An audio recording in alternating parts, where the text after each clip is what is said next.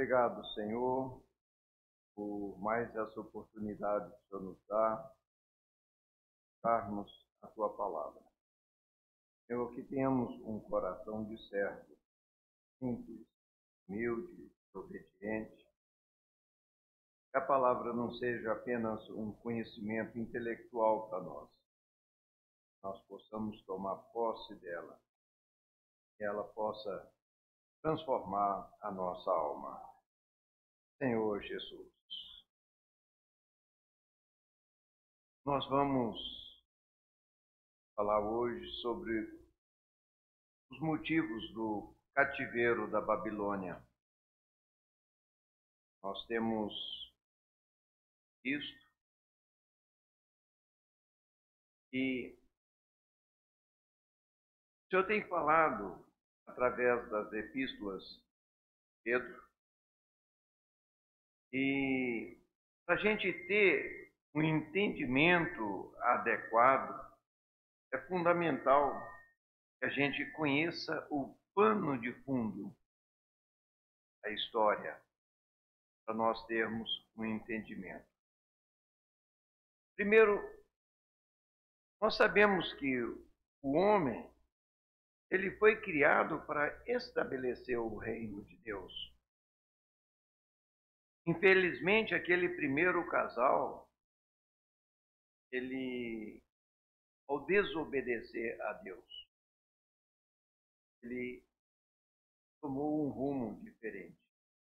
O homem, ele se tornou intelectual.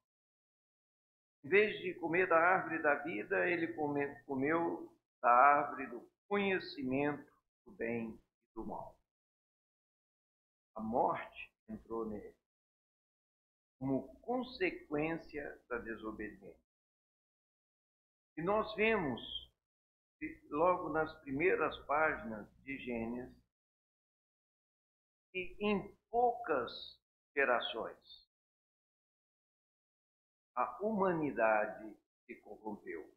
No capítulo 6 de Gênesis, 6:13, fala: Então disse Deus a Noé: resolvi dar cabo a toda a carne, porque a terra está cheia de violência dos homens.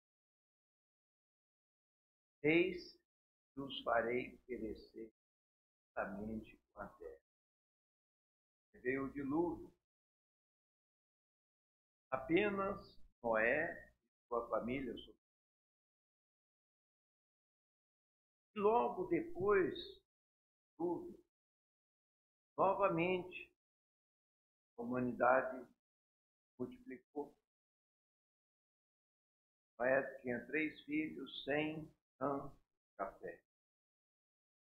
E quando vai falar sobre os filhos de Cã, Gênesis 10:8 fala: Cuxi gerou a Nimrod, o qual começou a ser poderoso na terra.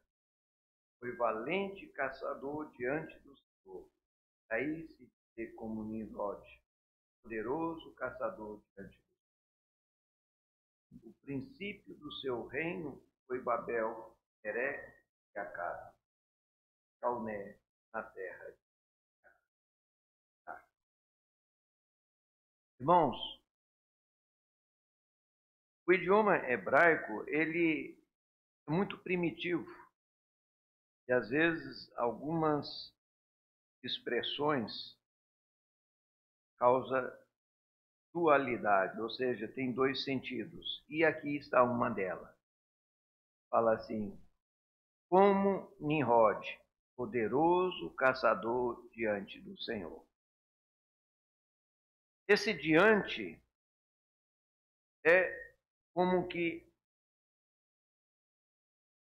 é em frente dele.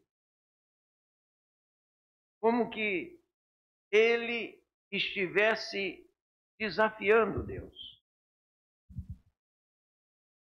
Isso fica mais claro quando no versículo seguinte, nós vamos ver no 11:4, fala: disseram: Vinde, edifiquemos para nós uma cidade e uma torre cujo tope chegue até aos céus e tornemos célebres o nosso nome, para que não sejamos espalhados por toda a terra.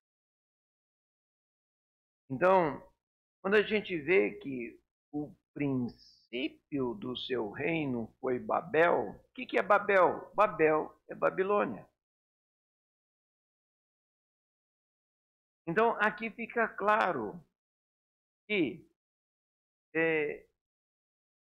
Nimrod, ele era um rebelde. Interessante que a palavra Nimrod vem da palavra Marad, que significa rebelião. Então, aqui está alguém que falou: vinde, edifiquemos para nós uma cidade e uma torre que chegue até os céus e tornemos célebres o nosso nome, para que não sejamos espalhados por toda a terra. Os irmãos já conhecem o supermercado Pérola, né? Vocês já pararam para pensar por que tem aquela rampa para a gente chegar no supermercado? Alguém já parou para pensar nisso? Hein? Porque ali, aquela região da cidade é inundável. Ali, se os irmãos não sabem, era a antiga agência do Banco do Brasil. E os engenheiros, sabendo disso, falam: vamos fazer uma construção mais alta, porque aqui a água não chega. É o mesmo princípio daqui. Só que aqui eles estavam querendo desafiar: vamos construir uma cidade, uma torre tão alta que, mesmo que Deus mande um outro dilúvio, aqui não chega. Irmãos, o princípio de Babel é se rebelar contra a palavra de Deus. Eu não estou querendo. Eu só falei a construção ali para vocês entenderem, né? Está muito correto. Eu não faria uma casa num lugar que inunda se não tivesse uma proteção. Mas o princípio aqui de Babel é diferente. Deus mandou um dilúvio e falou que não vai mandar outro, igual aquele. Então, eles não estão nem aí para a palavra de Deus. Babel é confusão. Babel é exaltar, fazer célebre o próprio nome. E Nimrod, de rebelar-se contra a palavra. Bem, nós vemos depois que Deus chamou um descendente de Sem. E de onde ele chamou? De Ur dos Caldeus. E onde Ur dos Caldeus está? Na região da Babilônia. E Abraão obedeceu. E Deus fez uma aliança com Abraão, Isaque e Jacó. E eles se tornaram, entre todas as nações, o povo de Deus. Mas quando a gente vai para Romanos, nós vamos ver que Deus, Romanos 8, fala que Deus endureceu o coração do seu povo. Para quê? Para que a salvação viesse a nós, gentios. Nós precisamos ter essa percepção. Mas vamos voltar um pouco na história de Israel. Israel se estabeleceu na Terra Santa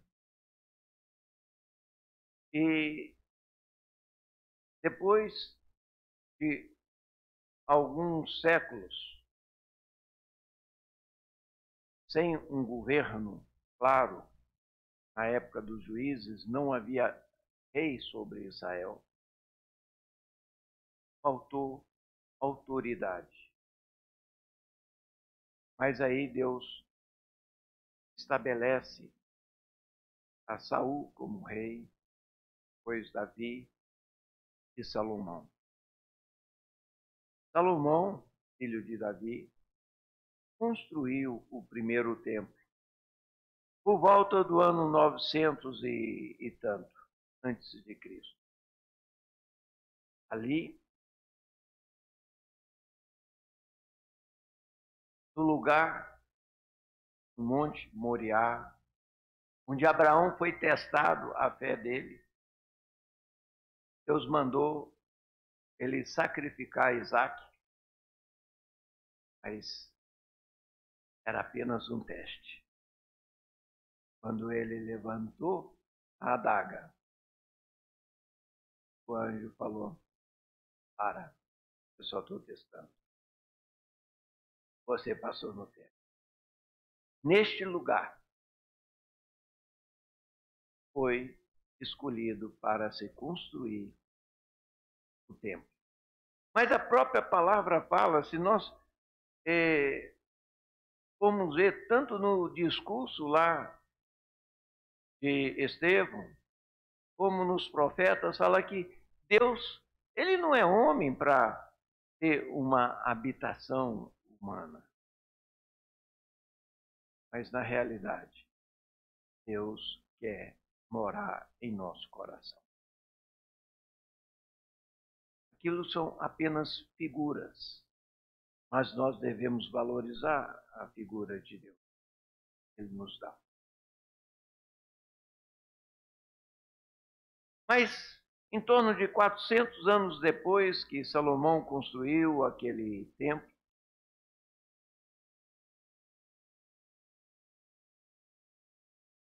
depois de inúmeras advertências, de inúmeros profetas, Israel não estava dando atenção ao falar profético. Em um único dia, Israel perdeu o templo de Jerusalém. Perdeu a terra prometida, porque eles foram expulsos dela. E perdeu o trono de Davi. Quando Nabucodonosor II invadiu Jerusalém, destruiu Jerusalém e o templo. E a nação de Israel foi exilada para onde? Para a Babilônia. Porque Nabucodonosor era o imperador da Babilônia, Império Babilônico. 70 anos depois, Deus levanta um rei persa chamado Ciro o Grande e toma o Império Babilônico, derrota os descendentes de Nabucodonosor e ele faz um edito para que se reconstrua o templo. E em 20 e poucos anos esse templo foi restaurado. Não mais com a glória que Salomão havia edificado, porque eles eram bem simples, eram um grupo pequeno de judeus que voltaram. É muito interessante saber que lá na Babilônia, os judeus já eram mais de 1 milhão de pessoas, de judeus exilados.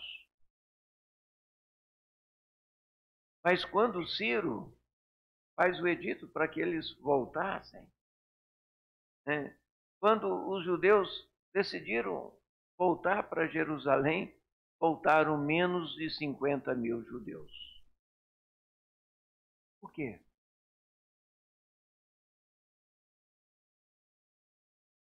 Os persas já tinham libertado os judeus. A Babilônia era rica, tinha todo o conforto. O judeu sabe comercializar. Eles já estavam, haviam prosperado. Apenas um grupo de menos de 50 mil judeus voltaram para Jerusalém. Bem, eu estou dando esse pano de fundo para que nós possamos entender o que aconteceu agora no início da igreja. Nós estamos estudando as cartas de Pedro. Quem foi Pedro? Pedro foi um dos principais apóstolos. Deus usou ele para abrir as portas para os judeus entrarem na igreja. No dia de Pentecostes, foram milhares de pessoas que creram no Senhor e foram batizados para dentro do nome de Cristo. Se nós abrirmos Atos dos Apóstolos,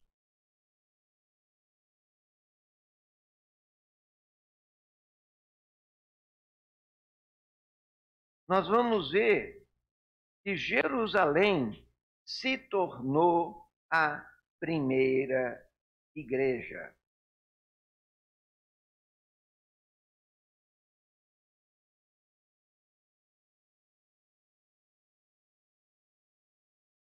Desculpa aqui, abrindo o lugar errado.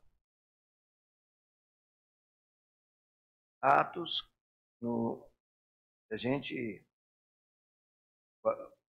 lê logo no capítulo 1, nós vemos como Deus usou o simples pescador, Pedro, Simão Pedro, para, através dele, milhares de pessoas serem batizados para dentro do nome de Cristo.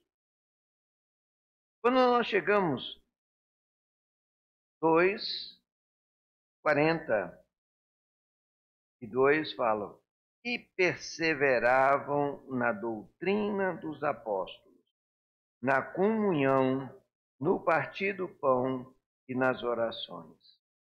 Em cada alma havia temor, e muitos prodígios e sinais eram feitos por intermédio dos apóstolos. Todos os que creram estavam juntos e tinham tudo em comum. Vendiam as suas propriedades e bens, distribuindo os produtos entre todos, à medida que alguém tinha necessidade. Diariamente perseveravam unânimes no templo, partiam o pão de casa em casa e tomavam as suas refeições com alegria e singeleza de coração. Então, esse é o início da vida da igreja, aonde? Em Jerusalém.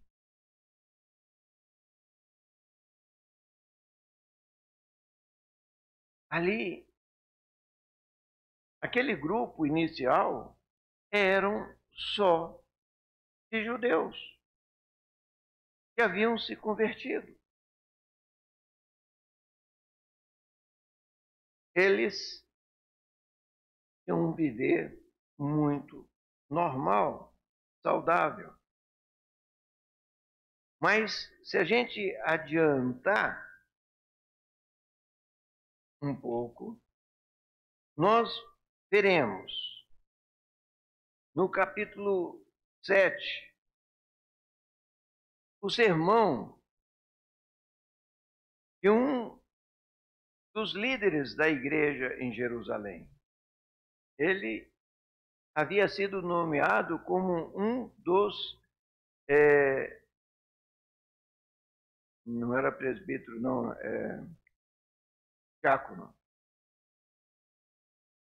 Mas um sermão cheio do Espírito, cheio de realidade, é o capítulo 7.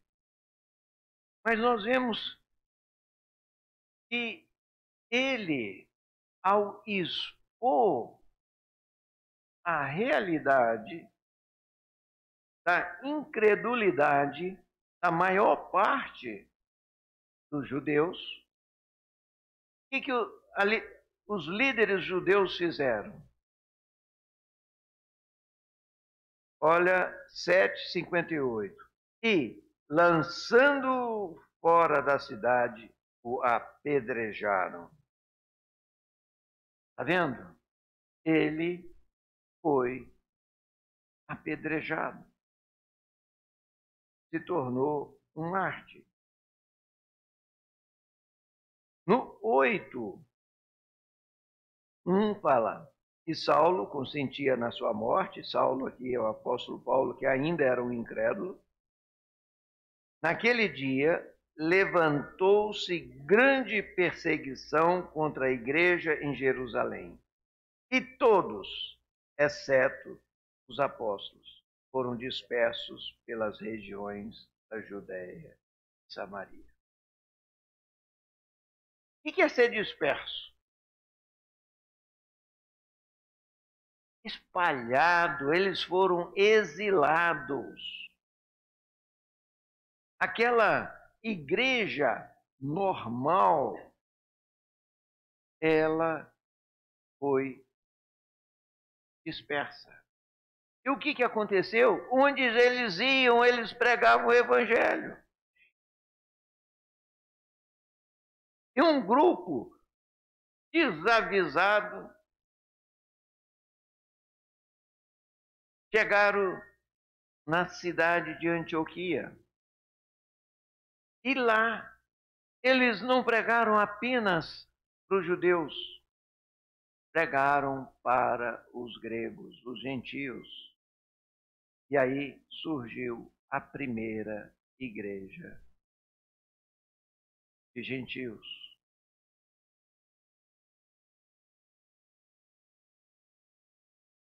O apóstolo Pedro já havia, na casa de Cornélio, ali pregado para um grupo de italianos ali,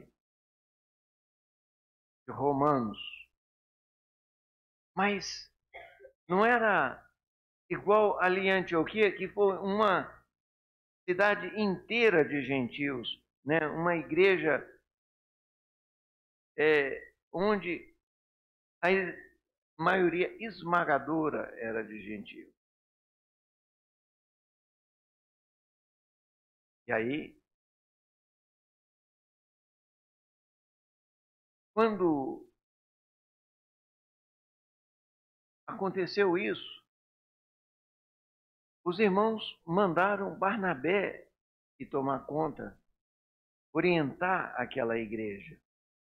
Foi quando Barnabé lembrou daquele jovem, Saulo de Tarso, que havia se convertido e estava na terra dele. Ele foi lá, buscou, e Saulo ficou ali 1 ano servindo junto com Barnabé. E depois de 1 ano, o Espírito Santo designa Paulo e Barnabé para sair para pregar o Evangelho. E aí, o Senhor começa a usar de uma forma maravilhosa o apóstolo Paulo. Paulo, ele foi escolhido para ser para pregar o evangelho aos gentios.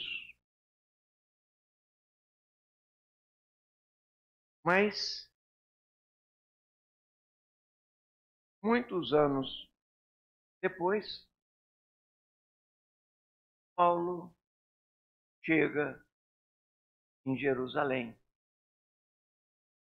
E olha a situação quando a gente chega no capítulo 21 de Atos.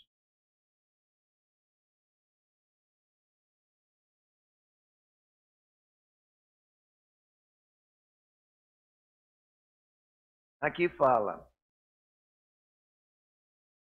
no versículo 20, ouvindo a Paulo, deram eles glória a Deus e lhe disseram: bem vês, irmão, quantas dezenas de milhares que há entre os judeus que creram, e todos são zelosos da lei. Então, aqui já não é a mesma igreja em Jerusalém. Depois daquela fase inicial, um grande número de judeus, muitos, até mesmo sacerdotes, fariseus, creram. E não era um número pequeno, não, dezenas de milhares. Na cidade, naquela época, Jerusalém não tinha mais do que 100 mil habitantes. Agora, dezenas de milhares, ou seja, provavelmente metade da cidade havia crido. Já havia, alguns anos antes, Jerusalém havia orientado as igrejas dos gentios, eles não iriam mais precisar cumprir a lei de Moisés.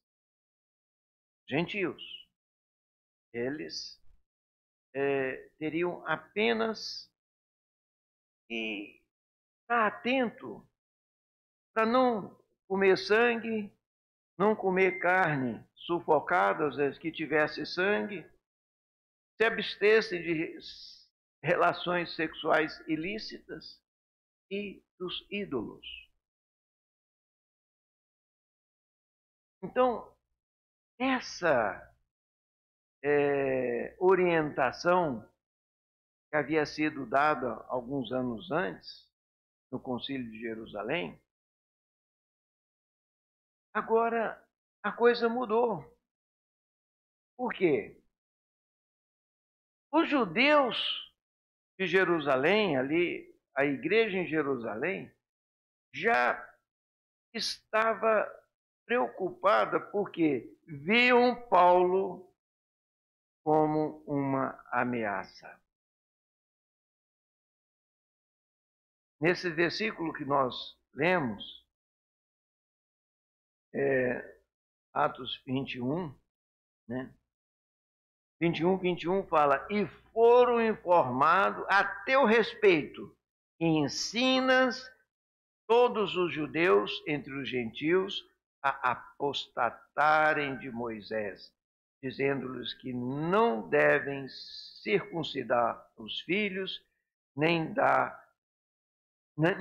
andar segundo os costumes da lei. Olha só, a preocupação. Agora,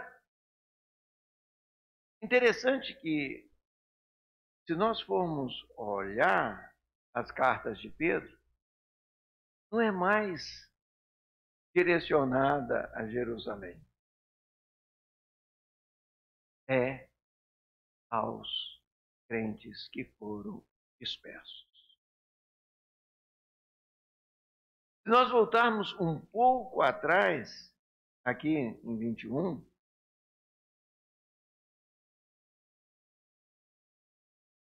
(21, 18) fala: no dia seguinte, Paulo foi conosco encontrar-se com Tiago e todos os presbíteros se reuniram. O que está faltando aqui? Tiago era um líder dos presbíteros. Não tem mais apóstolo, irmão. Eles não estavam mais preocupados com o falar apostólico. Agora nós entendemos porque na carta de Paulo fala do falar profético. Ou seja, assim como aconteceu com Israel, quando eles recusaram ouvir o falar profético, eles foram cair no cativeiro da Babilônia. A mesma coisa, figuradamente, aconteceu com a igreja em Jerusalém. Aquela igreja saudável que reunia ali no templo, partia o pão e estava reunindo de casa em casa. Quando nós chegamos, nós percebemos que ela também menosprezou o falar apostólico. E não é de se admirar que no ano 70, o príncipe romano Tito Flávios destruiu não só o templo, mas toda a cidade. E isso seja de advertência para nós. Nós precisamos dar atenção ao falar profético. Quando nós tomamos posse da palavra no nosso viver, nós teremos a nossa alma transformada. É por isso que é dado tanta ênfase à salvação da nossa alma. Como o irmão Magno mostrou ontem de uma maneira muito clara. 1 Tessalonicenses 5:23 fala de nós guardarmos íntegros e irrepreensível nosso espírito, alma e corpo. O corpo é fácil. A gente olha para a pessoa, você sabe se é um homem, se é uma mulher, se é novo, se é velho. A alma é o nosso eu. Mente, vontade, emoção. Vamos repetir esse gesto? Mente, vontade e emoção. Essa é a alma. É o nosso eu. Quando nós cremos na morte e na ressurreição do Senhor, qual é a parte do ser tripartido que é salva? Espírito. Se o meu corpo tivesse sido salvo, eu não estava ficando careca. Eu não estava perdendo minhas forças. O meu corpo não foi salvo. O meu espírito foi salvo. Quando nós cremos, nós somos feitos o quê? Filhos de Deus. As crianças desceram. Estão lá na salinha. Mas, por mais que a gente ame cada uma dessas crianças, qual a responsabilidade que eu posso dar para elas? Muito pouco. Ó, leva o lixo lá para a mamãe. Aí é uma responsabilidade que ela já vai, não, eu preciso ajudar a mamãe. Mas nós não podemos dar nenhuma responsabilidade grande para elas. Mas são nossos filhos. Sim, mas filhos imaturos precisam comer. Na nossa cultura, comer arroz e feijão. Mas na cultura de Deus, é comer a palavra. Porque é a palavra que nos alimenta. Não é à toa que o Senhor estabeleceu o sinal da nossa aliança com Deus, para nós comermos do pão e bebermos do cálice. Esse cálice representa o sangue de Cristo que nós precisamos sempre pedir perdão a Deus e usar esse sangue para nós termos sempre um novo começo diante do Senhor. Sempre puro diante do Senhor. Mas nós precisamos da palavra dele. Então, vendo esse pano de fundo, nós começamos a perceber melhor as duas cartas de Pedro.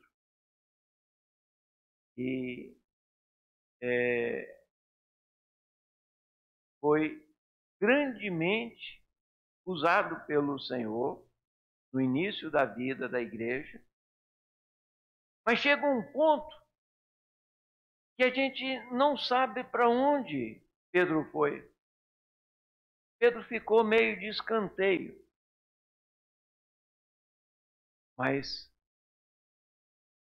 quando a gente percebe, né, essa situação tão negativa